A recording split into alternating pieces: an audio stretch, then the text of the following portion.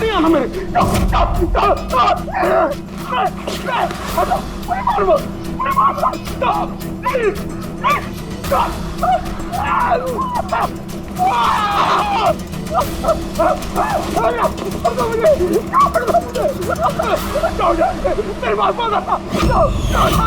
मुझे मत मारो, छोड़ दो प्लीज, मुझे मत छोड़ दो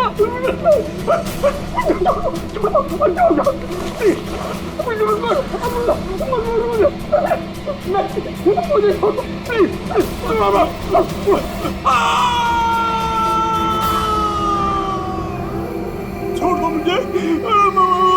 मारो मत मुझे।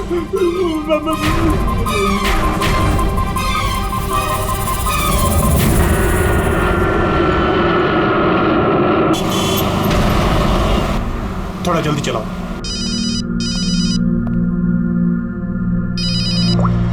Hello, ACP Pradyuman. सर, एक खून हुआ है। खून हुआ? कौन बोल रहा है? शहर के मशहूर बिजनेसमैन जयंतीलाल जी का खून। जयंतीलाल जी का खून हुआ है? कौन बोल रहा है ये? देखिए सर, मैं कौन बोल रहा हूँ ये इम्पोर्टेंट नहीं है। इम्पोर्टेंट ये है कि सेठ जी का खून हुआ है और उनके घर वाले उनकी बॉडी को अंतिम संस्कार के लिए लेकर जा रहे हैं। देखिए सर, अगर बॉडी जल गई तो खूनी कभी नहीं पकड़ा जाएगा। आप देरी मत कीजिए प्लीज, जल्द से जल्द जाकर बॉडी जलाने से रोकिए। हेलो, आप कहां से बोल रहे हैं? कौन है आप? हेलो। Damn it.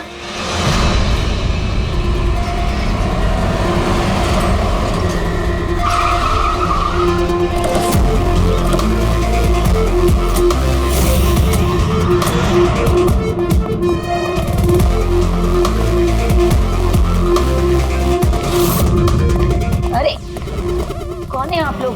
ऐसे कैसे घर में अंदर आ रहे हैं? हम लोग सीआईडी से हैं। घर के सारे लोग कहाँ हैं?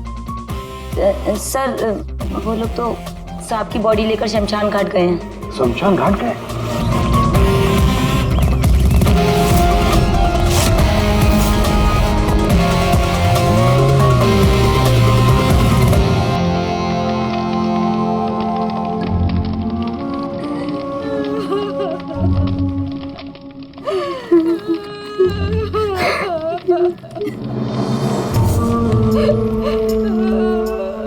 क्या बताऊं मैं, यकीन नहीं हो रहा कि जयंती भाई अब हमारे बीच नहीं है।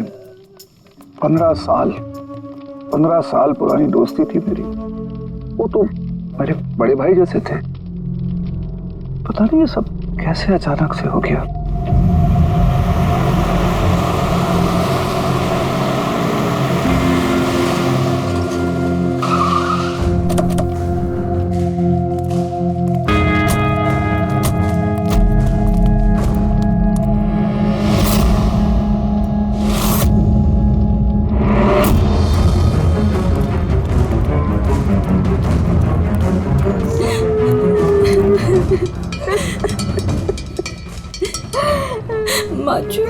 Excuse me.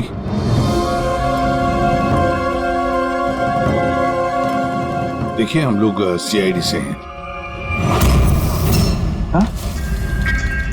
जयंतीलाल जी के परिवार वालों से मिलना चाहते हैं। मैं जयंतीलाल जी की पत्नी दीपा जी, हमें पता है ये सही समय नहीं है पूछताछ करने की, मगर क्या करें? वो जयंतीलाल जी की मौत के बारे में हमें कुछ पूछताछ करनी है। पूछिए, क्या पूछना चाहते हैं आप लोग? आप सुशील जयंती, उनका बड़ा बेटा। सुशील जी, हमें खबर मिली है कि आपके पिता की मौत एक नेचुरल डेथ नहीं थी, उनकी हत्या हुई है। क्या? ये कैसे हो सकता है? हम डॉक्टर सूरज, मैं जयंतीलाल का फैमिली डॉक्टर हूँ। मैंने ही कल रात उनको चेक करके उन्हें डेथ सर्टिफिकेट दिया था। He died a natural death। ये सही कह रहे हैं। जयंती भाई की मौत सभी घर वालों के सामने ही तो हुई थी, और इतने सालों से मेरा इस परिवार से रिश्ता है, वो लोग झूठ क्यों बोलेंगे? तो आप लोगों ने इतनी जल्दी में बॉडी क्यों जला दी? तो क्या ये भी गुनाह है? इतने महीनों से पिताजी बीमार थे, कितने इलाज किए, कितनी कोशिशें की, नहीं बचे वो। देखिए, हमें इंफॉर्मेशन मिली है कि जयंतीलाल जी की हत्या हुई है। क्या? हमने आपके पड़ोसियों से भी पूछा, उन लोगों ने भी कल रात जयंतीलाल जी के चिल्लाने की आवाज सुनी थी। देखिए, पड़ोसियों ने जो कहा वो सही है, लेकिन उनको या आप लोगों को सही बात नहीं पता है। और वो सही बात क्या है? पिछले 3 महीने से डैडी की दिमागी हालत भी ठीक नहीं थी। वो ना सिर्फ लोगों को और बातों को भूलने लगे थे, बल्कि उनको हेलुसिनेशन यानी भ्रम हो गया था। गलत सही, सच झूठ का फर्क उनको समझ में नहीं आ रहा था। दौरे पड़ने लगे थे उनको लगने लगा था जैसे उनको कोई मारने वाला है। कल रात भी उनको ऐसा ही दौरा पड़ा था।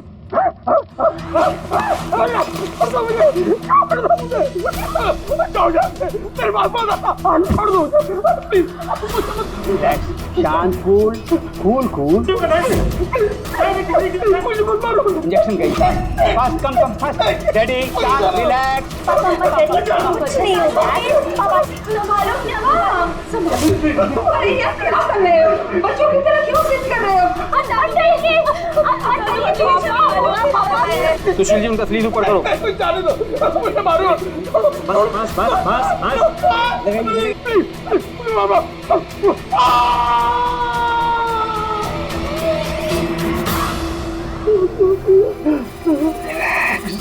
और इस बार अटैक इतना बड़ा था कि मुझे उन्हें बेहोशी का इंजेक्शन देना पड़ा और 2 घंटे बाद उनकी मौत हो गई।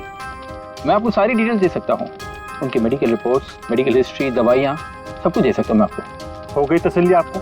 अब हम अपना काम कर लें। इतनी जल्दी भी क्या है हेमंत? जरा सच तो सामने आ जाए।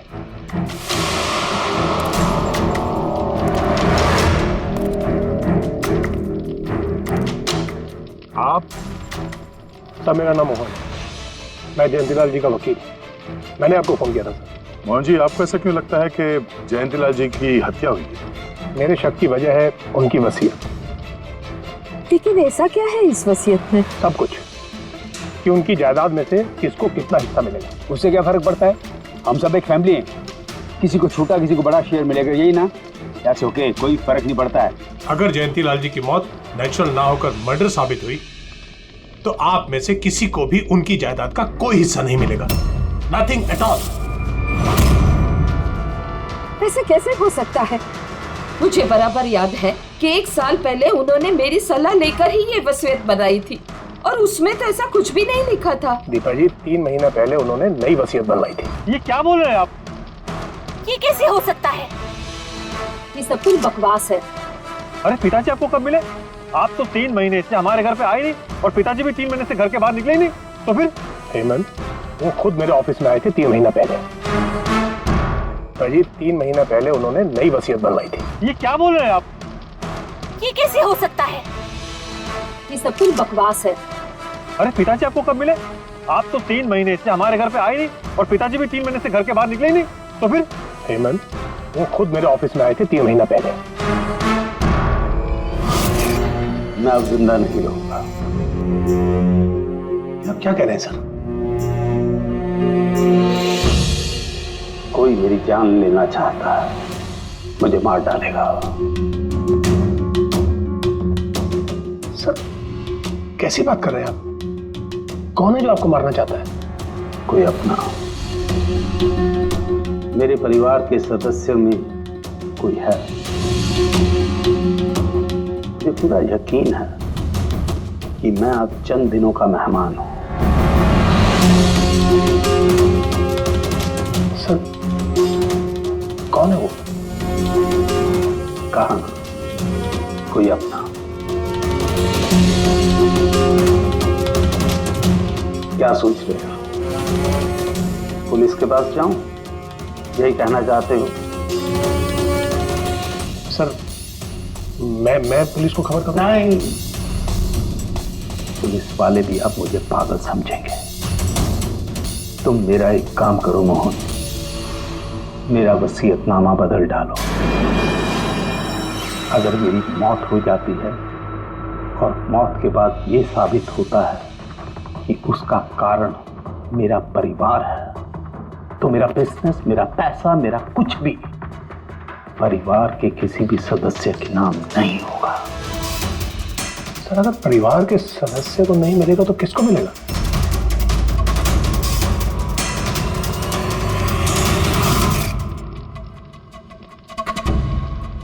हमें नहीं तो किसे मोहन? जायदाद किसको मिलेगी? और सीआईडी को।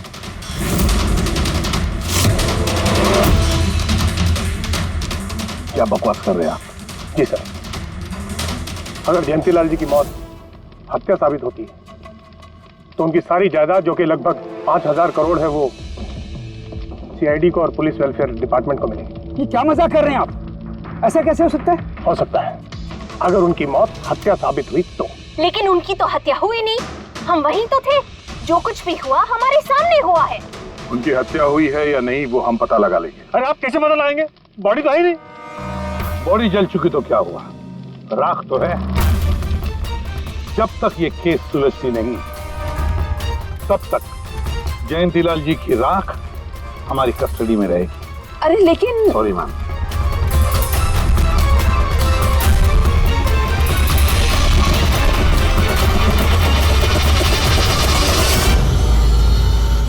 मोहन जी, सर जरा बताइए, क्या जयंतीलाल जी ने खुद आपसे कहा था कि उनके परिवार वालों में से कोई है जो उनकी जान लेना चाहता? जी सर। क्यों? सर वजह तो पता नहीं, लेकिन उनको लगता था कि उनके घर वाले पैसों के लिए उनकी जान लेना चाहते हैं सर। बेटों से वो खुश भी नहीं थे। वो चाहते थे कि हेमंत और सुशील उनके साथ बिजनेस में हाथ बटाएं, उनके साथ बिजनेस करें, लेकिन ऐसा हुआ नहीं सर। ऐसा क्या हुआ? सर दोनों ने अपना अलग अलग बिजनेस शुरू किया लेकिन उसे भी चला नहीं पाए। और हेमंत सर वो तो एक नंबर का अय्याश निकला। उसने सेठ जी के सारे पैसे उड़ा दिए। सर बाप बेटे में हमेशा खटर पटर चलती रहती थी, कभी बनी नहीं बाप बेटे में। बनती नहीं थी, मगर हम बाप बेटे तो थे। मुझे पैसों की बहुत जरूरत थी, लेकिन इसका ये मतलब थोड़ी है कि मैं अपने पिता को ही मार दूंगा। मार भी सकते हो। आखिरकार दुनिया में आधी से ज्यादा गुनाह तो पैसों के लिए ही होते हैं। फिर तो सुशील भैया की वजह मुझसे बड़ी थी। उनका पिछला बिजनेस उन्होंने घाटे में बंद किया और अभी जो है वो नुकसान में चल रहा। सर मार्केट का बहुत पैसा है उनके ऊपर, और डैडी भी इस बार सुशील भैया की मदद करने के लिए रेडी नहीं थे। सर मैं मानता हूं कि डैडी नाराज थे, नहीं दे रहे थे मुझे पैसे, पर मुझे ये भी पता है कि वो मुझे और मेरे परिवार को मरने के लिए नहीं छोड़ सकते थे। खून में उनका खून तो हो, इसीलिए पैसों के लिए अपनों का ही खून बहा दिया। सर एक आइडिया है।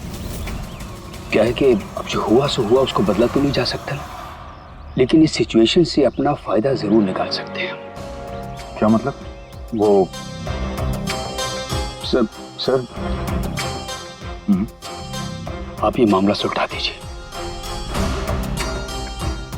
मान लीजिए कि नेचुरल डेथ थी, अब वसीयत के हिसाब से पैसे सीआईडी और मुंबई पुलिस की जगह हमें मिलेंगे जो उसके असली हकदार हैं। नहीं, आप लोगों का जो नुकसान हुआ होगा वो हम आपस में समझ लेंगे ना। सुशील जी, हर आदमी एक जैसा नहीं होता, और दोबारा ऐसे बात करने की गलती नहीं करना, समझे? तुम अपनी दादाजी से बहुत करीब थी ना? दादाजी मुझे बहुत प्यार करते थे। हम दोनों बेस्ट फ्रेंड्स के जैसे थे, एक दूसरे से सारी बातें शेयर करते थे। कभी दादाजी ने तुमसे ये कहा था कि उनकी जान को खतरा है, कोई उन्हें मारना चाहता है, ऐसे कभी कुछ कहा था उन्होंने? उन्हें हर किसी से डर लगता था। दादाजी सिर्फ मेरे पे विश्वास करते थे, बाकी उन्हें सबसे डर लगता था। तो उन्हें लगता था कि कोई उन्हें मार देगा। चलो दादू, अब हम खाना खाएंगे। क्या ये? चलो चलो चलो चलो दादू। मुझे वो सब लोग इसमें जहर मिला के मुझे मारना चाहते हैं। कौन मारना चाहता है दादू आपको? वो सब लोग मिले हुए हैं, सब मेरे खिलाफ साजिश कर रहे हैं। तू भी मत खा, अरे फेंक दे, वरना तू भी मर जाएगी। दादू आप मेरा विश्वास करो, ये खाना मैंने अपने हाथों से बनाया, इसमें कुछ नहीं है, इसमें जहर भी नहीं, कुछ नहीं है दादू। आप मेरा विश्वास करो। देखो देखो देखो, मेरे हाथों में खा रही हो ना, देखो देखो, मुझे कुछ हुआ, मैंने अपने हाथों से बनाया। चलो दादू, चलो चलो चलो, खाओ खाओ खाओ खाओ। गुड दादू, गुड दादू। चलो एक और बाइट, जल्दी से जल्दी से जल्दी से जल्दी से एक और बाइट खाएंगे। अच्छा है ना दादू? गुड गुड, चलो चलो। कितना प्यार करती है तू, मेरा कितना ख्याल रखती है, बाकी सब लोग मेरी दौलत के पीछे मुझे मार देंगे। दादू आपको कुछ नहीं होगा, आपका बहादुर बच्चा है ना इधर, मैं आपको कुछ नहीं होने दूंगी। देखो अब तुम घर जाओ, जाओ, और देखो किसी भी चीज की जरूरत पड़े तो मुझे फोन करना, ठीक है? जाओ।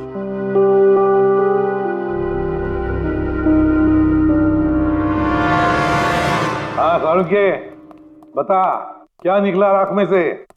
बॉस, राख में से बड़ी जबरदस्त बात निकली है। हालांकि इस राख ने मुझे कम परेशान नहीं किया, लेकिन मैंने भी इसका मुंह खुलवा ही लिया, है ना? तो फिर बता दे यार। बताता हूं। तारिका। हाँ सर, हमने इस राख का स्पेक्ट्रोस्कोपी टेस्ट किया, फिर रिपोर्ट से बात साबित हो गई है बॉस कि जयंतीलाल की मौत नेचुरल नहीं है, जयंतीलाल को मारा ही गया। क्या कहा तुमने? जयंतीलाल की मौत नेचुरल डेथ नहीं थी? नहीं। कैसे समझे? कैसे मारा? लार्सनिक से।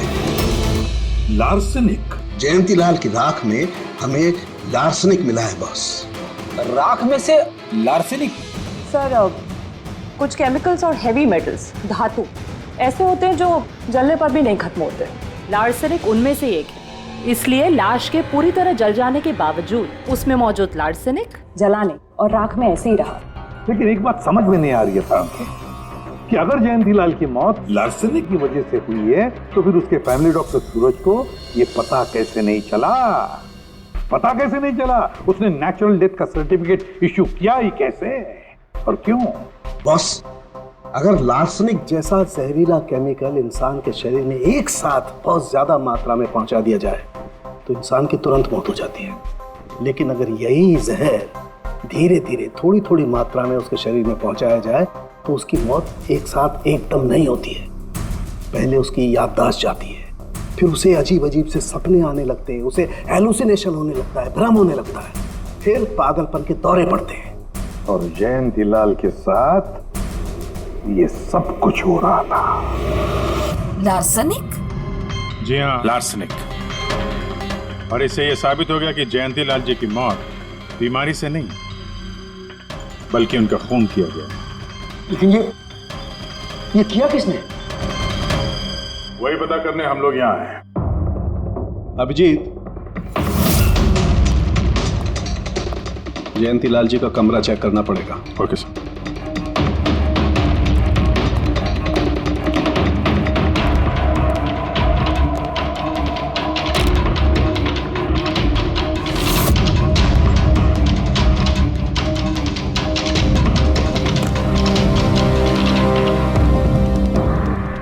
हम पे शक कर रहे हैं? आपने ऐसे सोच भी कैसे लिया कि हम लोगों में से कोई ऐसी घिनौनी हरकत कर सकता है? ऐसा कुछ नहीं है माँ, ये सब इनकी चाल है। डैडी की प्रॉपर्टी इन्हें मिल जाए इसके लिए मनगढ़ंत कहानी बना रहे हैं ये लोग। बकवास मत करिए सुशील जी, दोबारा ऐसा बोला ना अंदर डाल दूंगा।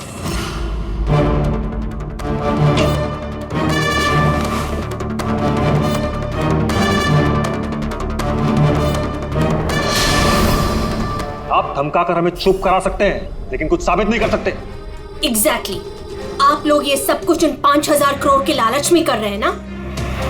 बोल चुके आप लोग, अब बस सीआईडी को अपना काम करने दीजिए। क्या मजाक नहीं चल रहा है? एक आदमी का खून हुआ है, खून। तो आप सबकी भलाई इसी में है कि हमारे साथ कोऑपरेट करें।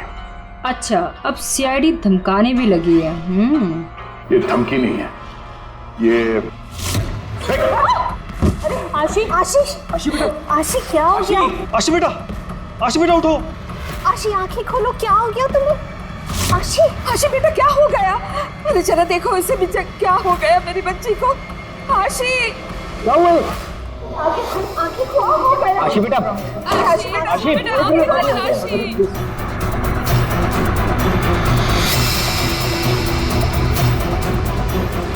क्या हो गया आशी? आशी इसे हॉस्पिटल ले जाना पड़ेगा फौरन। हाँ पंकज, क्या? माय गॉड, ये अच्छा ठीक है। क्या हुआ? ये डॉक्टर सूरज ने आशी के कुछ टेस्ट किए थे, पता चला कि उसके खून में भी लार्सेनिक है। लेकिन सर, लार्सेनिक आशी के खून में पहुंचा कैसे होगा? सर ऐसी कोई कॉमन चीज जो जयंती लाल जी और आशी दोनों के कांटेक्ट में आई हो? खाना। अब आशी ने बताया था ना कि कुछ दिनों से जयंती लाल जी का खाना वो खुद टेस्ट कर रही थी। नहीं बस खाना नहीं, ये कुछ और है। ये सालू के साहब, ये आपको कैसे पता चला? बताता हूं, बस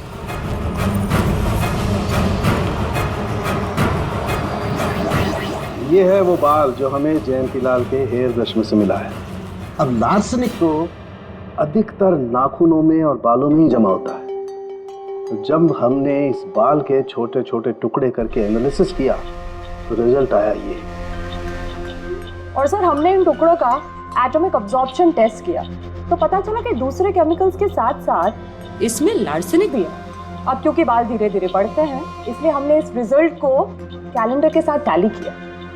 बॉस, तब हमें पता चला कि जयंती लाल को ये लार्सेनिक 8 से 10 दिन के गैप में दिया जा रहा, और 8-10 दिन के गैप में, इसका मतलब जो भी है जयंतीलाल को हर 8-10 दिन के इंटरवल पर लार्सेनिक दे रहा था, धीरे धीरे मार रहा था। और इसकी शुरुआत हुई बॉस 3 महीने पहले। 3 महीने पहले। सर, हाँ, फिर तो खूनी जयंती लाल जी के घर वालों में से कोई नहीं होगा। परिवार वाले 8-10 दिन तक इंतजार क्यों करेंगे? एक ही बार में मार देंगे। फ्रेडी, परिवार वाला भी तो जयंतीलाल को धीरे धीरे मार सकता है ताकि किसी को उस पर शक ना हो। सर, पिछले 3 महीने से कुछ मसाज करने वाले आ रहे थे, मैंने बताया था आपको। हाँ, चेक कर चुके हैं उनको। उनके अलावा और कोई आता था क्या? कोई एक हो तो बताओ। उनके दोस्त, पुराने बिजनेस पार्टनर और ऑफिस के स्टाफ वगैरह बहुत सारे लोग आते रहते थे घर पे। जी, डैडी बहुत सोशल थे। लोगों से मिलना जुलना, पार्टीज में जाना उनको बहुत अच्छा लगता था। इसीलिए जब उन्होंने बाहर जाना बंद कर दिया तो लोग उनसे मिलने घर पर आने लगे। लेकिन इन लोगों को हम अच्छी तरह से जानते हैं सर, इनमें से कोई ऐसा नहीं कर सकता है। भाभी देखिए ना, ये कैसा निशान लगा है। 4 बार धोया, 4 बार छुटाया, फिर भी नहीं हट रहा। अरे ठीक से धो ले, साफ हो जाएगा। अरे भाभी कितनी बार रगड़ा, नहीं जा रहा। और जाएगा भी नहीं, क्योंकि ये दाग खून का है। खून? जी हाँ। सुनिए, आपके कुर्ते पे ये खून का दाग कहाँ से आया? आपको कहीं चोट लगी है क्या? क्या हुआ आपको? मुझे नहीं पता। अरे मुझे मेरे कुर्ते पर कहाँ से आया? मैं खुद हैरान हुआ था कल जब मैंने इसे देखा। तो कल लगी आपको ये चोट? नहीं, मुझे कोई चोट नहीं लगी। हाँ, जब मैं कल लोगों से मिल रहा था तब ये खून का दाग लगा मुझे।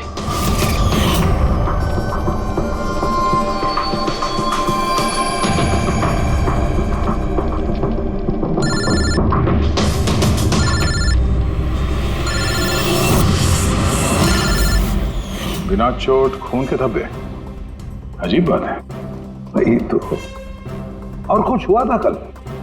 कोई खास बात? नहीं सर, और कोई खास बात नहीं। साहब, एक बात अजीब हुई थी। क्या? कल सुबह मुझे गार्डन में कांच के कुछ टूटे हुए टुकड़े मिले थे। कांच के टूटे हुए टुकड़े? तो फिर? साहब उन टुकड़ों में खून लगा हुआ था। क्या? कांच के टुकड़ों में खून लगा हुआ था? जी। कहाँ पर है वो? अब वो तो मैंने कचरे के डिब्बे में डाल दी। इस कुत्ते पे खून, कांच के टुकड़े पे खून। कहाँ देखे थे वो कांच के टुकड़े तुमने? ये देखिए, यहाँ पर मिले थे मुझे कांच के टुकड़े। यहाँ पर? जी।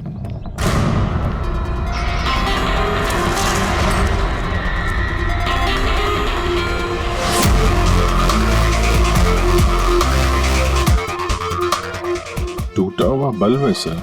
बल्ब का टुकड़ा मिला क्या उसके? काम करो अभिजीत, इस घर में जितनी भी लाइटें हैं, लैंप्स हैं, सब चेक करो, देखो कोई बल्ब गायब है क्या।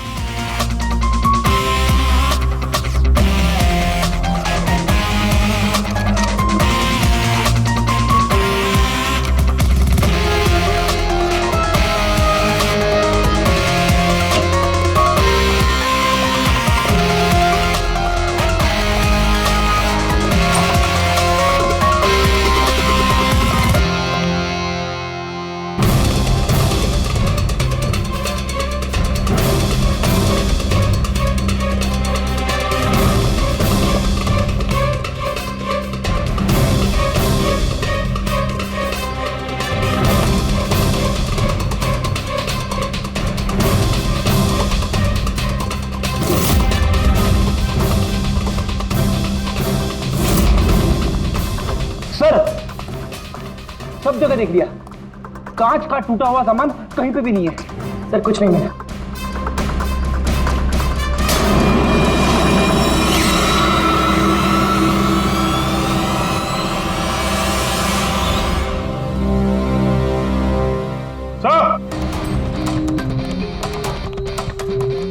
अभिजीत ये सही, ये देखिए, यहाँ का बल्ब गायब है।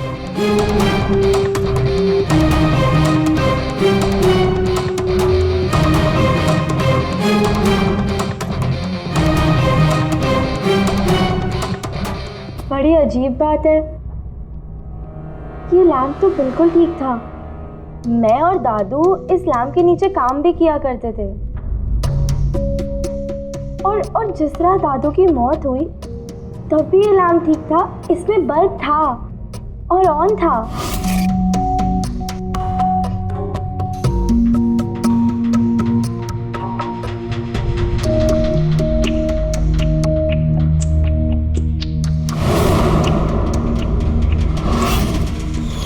तो फिर इस लैंप से बल्ब अचानक गायब कैसे हो गया? क्या कविता? नहीं साहब, मुझे कुछ नहीं मालूम। ये बल्ब कैसे गायब हुआ, किसने निकाला, मैं कुछ नहीं जानती। लेकिन सर ये बल्ब कोई गायब करेगा क्यों? सर इस बल्ब का और इस लैंप का कुछ ना कुछ तो लेना देना है इस केस में।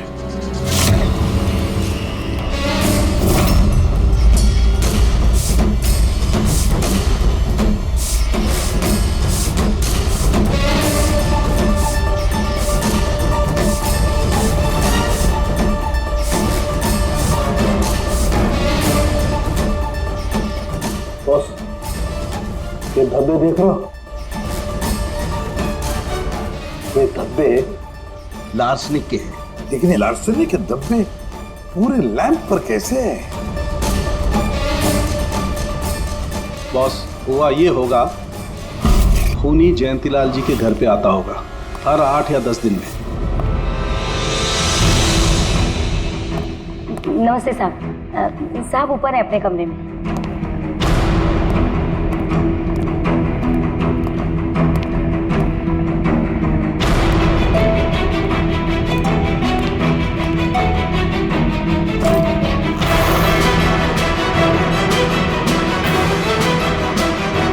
और चुपके से जयंतीलाल के टेबल लैंप पे लार्सनिक छिड़कता होगा।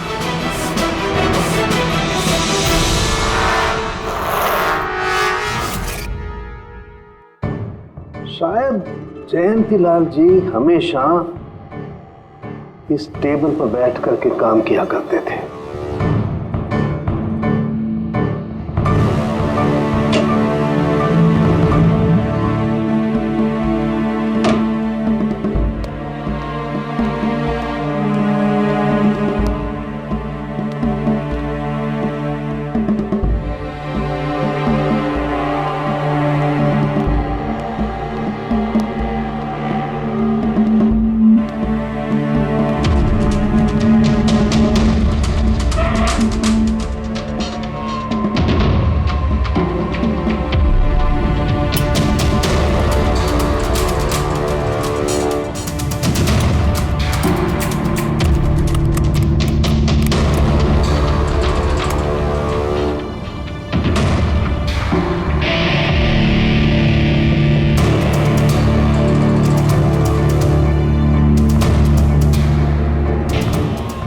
जैसे ही ये बल्ब गर्म होता था, लार्सनिक धीरे धीरे फैलकर जयंतीलाल जी की सांसों में घुल जाता था।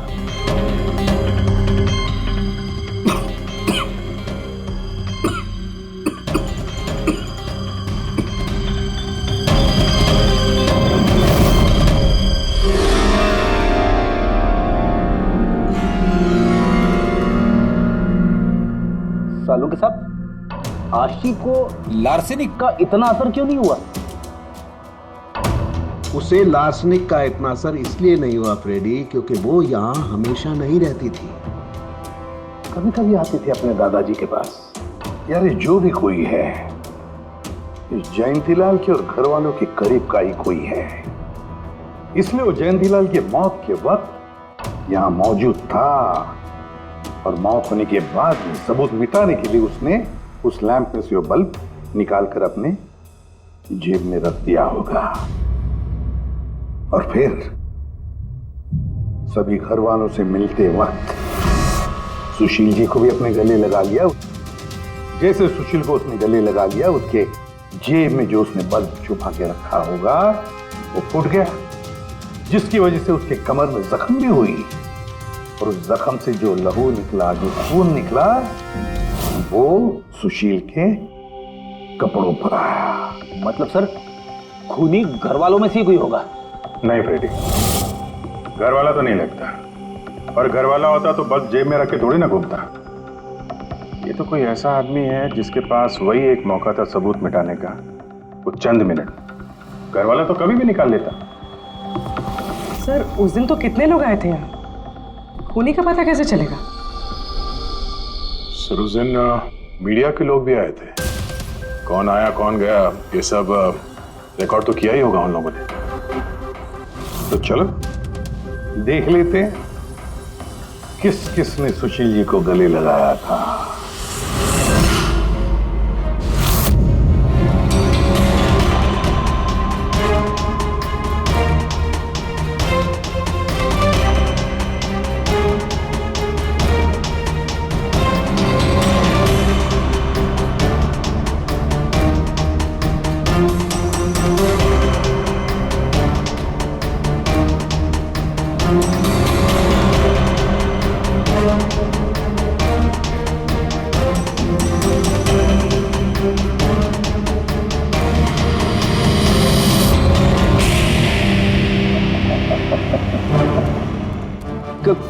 क्या हुआ सर? खूनी का पता चल गया? हाँ फ्रेडी, खूनी मिल गया। कौन है? फ्रेडी, इस आदमी की पूरी कुंडली निकालो, पता लगाओ पिछले 3 महीनों में ये कहां कहां गया था, किस किस से मिला था, क्या क्या किया है इसने, सब कुछ।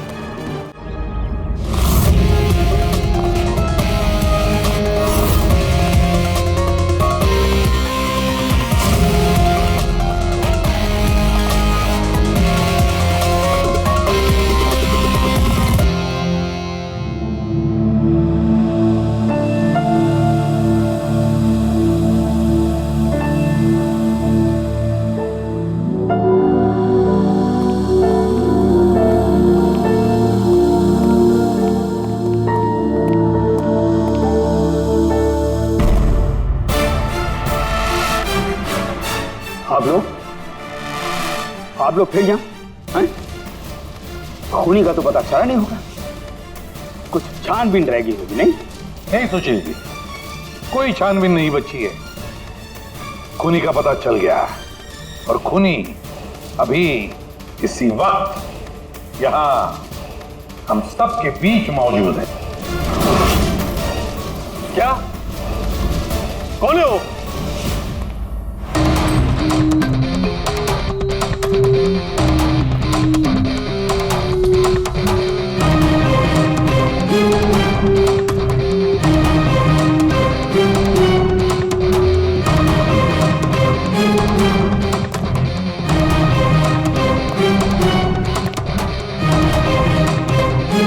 अरविंद जी,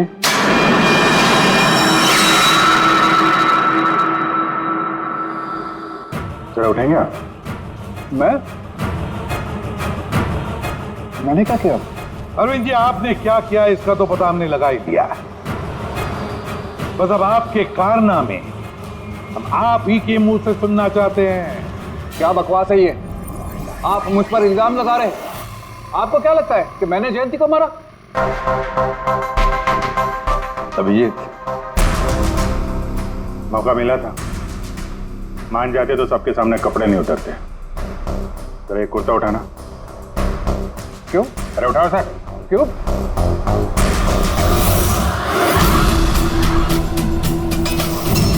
क्या है ये? निशान कैसा है? हाँ?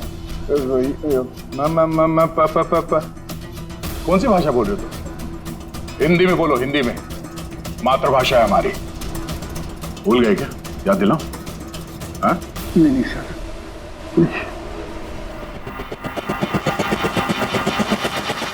बताता हूँ। नफरत करता था मैं जयंती से। 5 साल पहले हमने एक बिजनेस शुरू किया था। आज ये इतना बड़ा 5000 करोड़ का एम्पायर है ना, वो मेरे मेहनत की कमाई थी।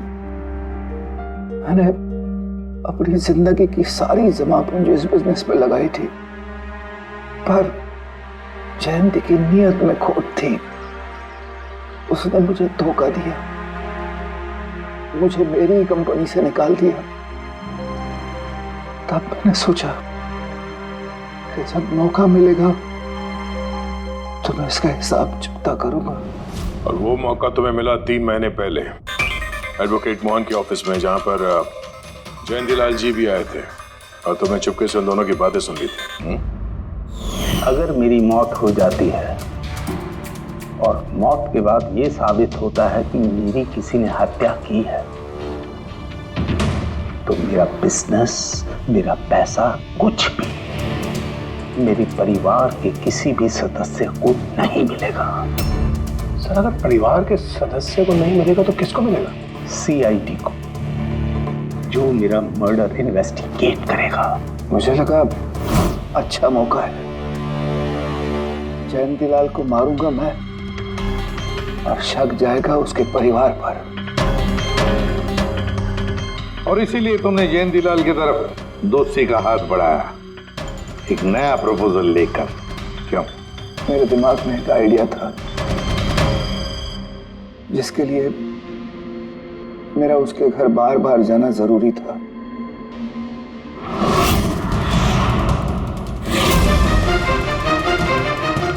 साहब ऊपर है अपने कमरे में।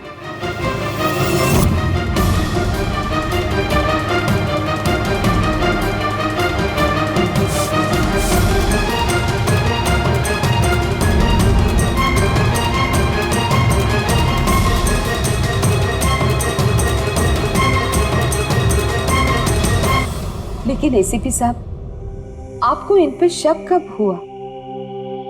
दीपा जी, जयंतीलाल जी की अंत्येष्टि के दिन जो मीडिया कवरेज हुआ था, जो मीडिया वालों ने वीडियो फुटेज लिया था, उसकी मदद से जयंतीलाल जी के अंत्येष्टि के दिन घर के बाहर जो इन्होंने कुर्ता पहना था, शमशान भूमि पर वो कुर्ता बदल दिया गया था, क्योंकि उस पर खून जो लगा हुआ था। क्यों Arvind ji?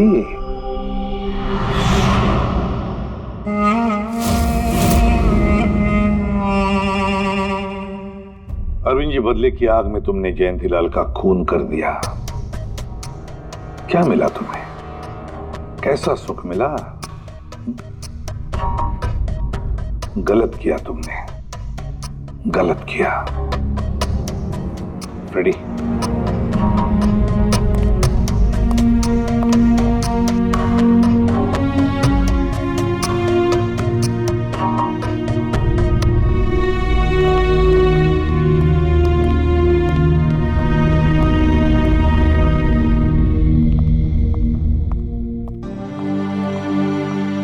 Thank you sir, thank you very much, and we are sorry, हम लोगों ने आपको काफी बुरा भला कहा।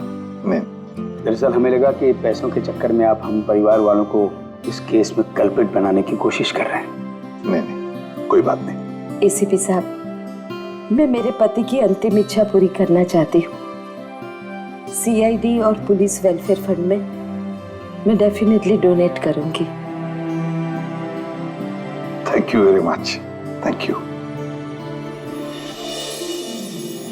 Thank you so much sir कि आपने मेरे दादू को इंसाफ दिलाया।